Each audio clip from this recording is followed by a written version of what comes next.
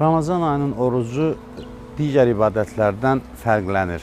Əsas fərqli cəhəti bundan ibarətdir ki, Ramazan ayının orucu, yəni oruc ibadəti ümumiyyətlə etmə əmrindən ibarətdir. Digər bütün ibadətlərdə nə isə etməli isə, oruc tutarkən nələrisə etməməliyik. Deməli, oruc başdan başa imtinadan ibarətdir. Oruc insanın könüllü istədiyi şeylərdən müvəqqəti olaraq imtina etməsidir. Oruc insanın minimum ehtiyaclarından imtina etməsidir. Qida kimi zəruri ehtiyaclardan imtina etməsidir. Yəni, oruc insanda imtina gücünü formalaşdırır və insan ona görə insandır ki, özü könüllü olaraq nələrdənsə keçə bilir, nələrdənsə imtina edə bilir, öz nəfsinə qələbə çala bilir.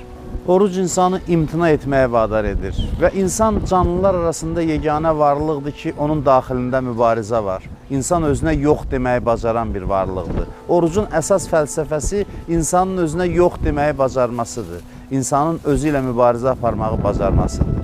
Bu mübarizədə qalib gələn insanlar heç şübhəsiz ki, ən uca insanlıq mərtəbəsinə gəlib çatırlar. Ona görə də orucun dərin qatlarına biz vardıqda görürük ki, oruc bizə insanlığımızı hiss etdirir. Oruc bizi maddi aləmdən qoparıb mənəvi aləmə aparır və oruc bizi Allahla görüşə hazırlayır. Ona görə də Allah buyurur ki, oruc mənim üçündür və orucun mükafatı mənəm. Yəni, şəxsən özümə qovuşacaq oruc tutan insanlar. Çünki oruc tutmaqla insan dünyəvi nemətlərdən könüllü olaraq imtina edir və mənəviyyata yönəlir.